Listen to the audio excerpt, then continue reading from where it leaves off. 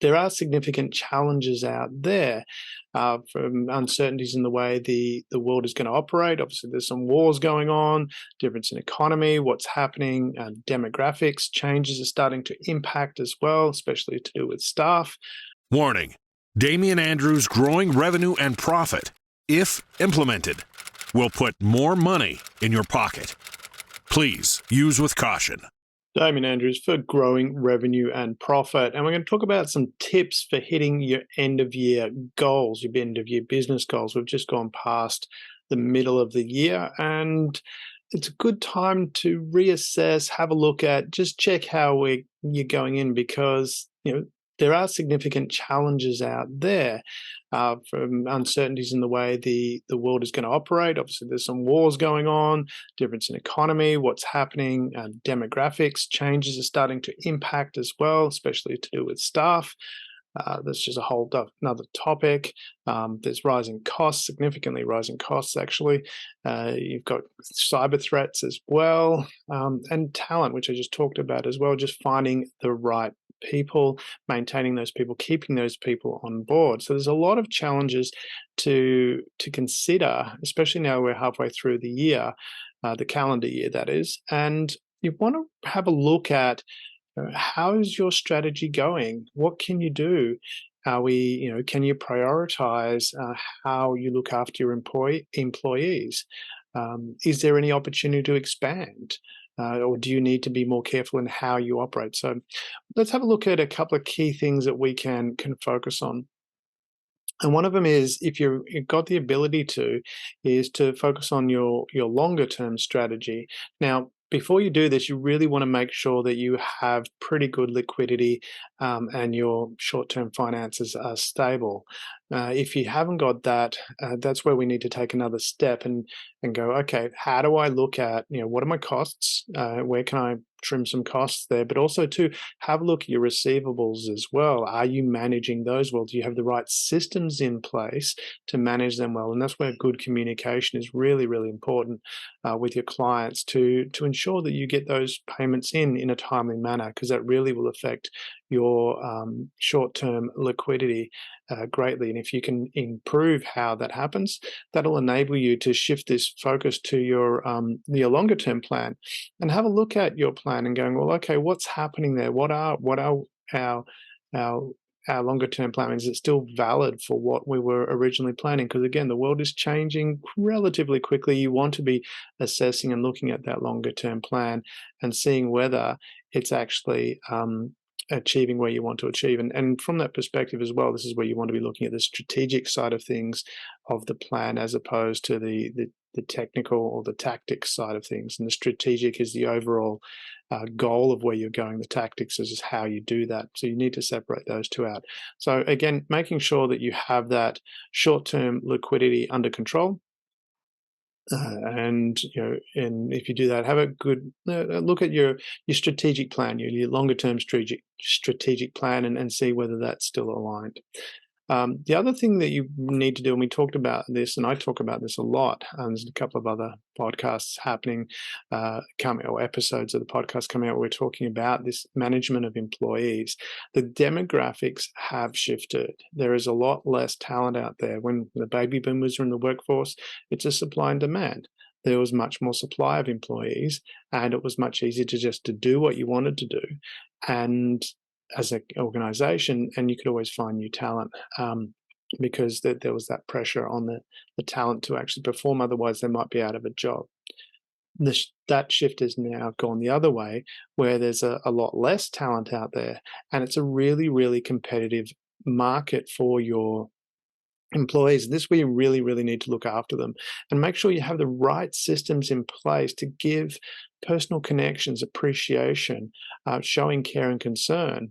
And that doesn't mean, you have this whole wishy-washy approach where there's got to be boundaries there, and you need to be able to manage that well. And that's where great communication comes in. And we teach a lot of that through damianandrews.com. We have a number of programs showing how to manage that. Just because someone, you're showing care doesn't mean you can't have boundaries. And that also works really well because good people recognize those boundaries and they respect those boundaries.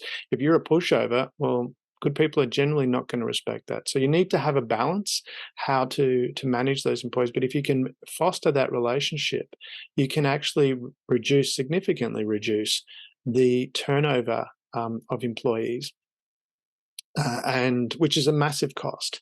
It's really, really expensive to find employees. It's very costly, and if you can reduce that turnover and create that loyalty, but also too, you can, if you create a great environment, those people know people.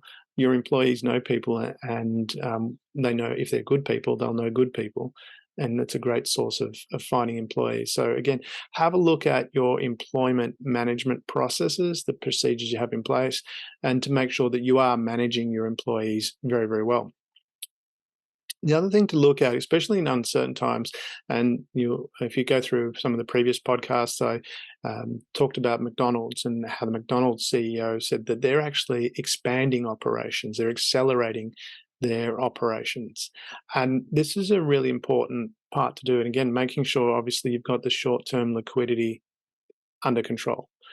Don't be taking too big a risks and spending money where you don't have it.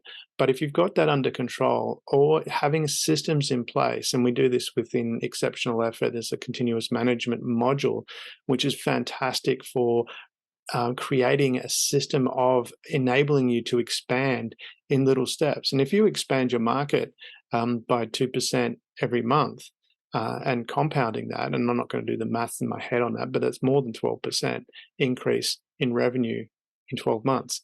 So that's a significant increase. And that comes from doing these little steps. But again, it's having the right systems and processes in place. But you want to be looking at how do I invest in my brand? How do I grow those sales opportunities? And there's plenty of cost-effective strategies that you can do to implement to grow those. To expand your market. The other way to do that is also through nurturing your existing clients. Look after your existing clients. If you've got clients, you really need to have great processes in place to make sure that you touch base with them. So many people that I've worked with, they just don't manage. Even client that you might not have spoken to for a couple of years, have a way of reaching out, touching base. If they purchased from you in the past, then they're likely to purchase from you again, even if they had a bad relationship, and that's a great opportunity for you to correct that, to learn from that, what went wrong, and bringing those people in. I had that with one particular client. It was a construction company where their client had terminated the construction contract. It was $3.8 million, I think. It was roughly nearly $4 million. And they'd terminated the contract, and to terminate construction contracts is no small feat. It's a process you've got to go through. Well, I reached out to the client and talked to them, and they'd just lost faith that this was going to happen. There were issues, and they understood the issues that had occurred that affected that process, but the communication wasn't happening, and they were left with no choice because they were not getting that communication. Well, I reinstilled that communication. All of a sudden, they rescinded the termination notice, and we finished the project. Well, the client finished the project. My client finished the project, and their client was really, really happy. So this is where it's really important to nurture those relationships to take care of that. And that also leads to referrals as well, which is another avenue for growing, is having a really, really good referral system in place. It's so much cheaper to rely on referrals than it is to advertise. Social media, all that kind of stuff it's expensive, and if you've got the direct contact for people, it's a much, much better way to manage that relationship. And you have to have the right systems in place to do that as well. You can't be approaching them and sell all the time, because then they'll just block you. But if you have a way of reaching out to them and offering value, then you create this great relationship where they will continue to buy from you. So that's another thing to focus on in these uncertain times. And also too, you want to have great systems in place to evaluate how you are going financially. How are you performing? It is really, really important to know. And that's where really, really good systems have to be in place. And it's not a case, a lot of times I see it where, they'll do the end of month report, and then by the time they get to the board meeting to go through it, 6 weeks has passed. That data is so far out of date. It's ridiculous. It doesn't give you any meaningful information. And this is where companies do get into financial problems, because they're dealing with data that's so out of date. You can put in place really, really good systems, and companies do. And I've certainly created a number of those systems themselves, where it's a simple process where you're getting accurate data, that's less than a week old. And that's what you want. Certainly, if you're managing a company, you want this data early, so then you can adjust it quickly and deal with situations before they balloon and explode.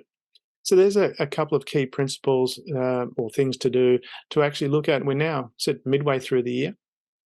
What you can do to actually improve. Are you tracking against your goals? What you can do to improve against that, things to pay attention to. This is Damien Andrews, growing revenue and profit.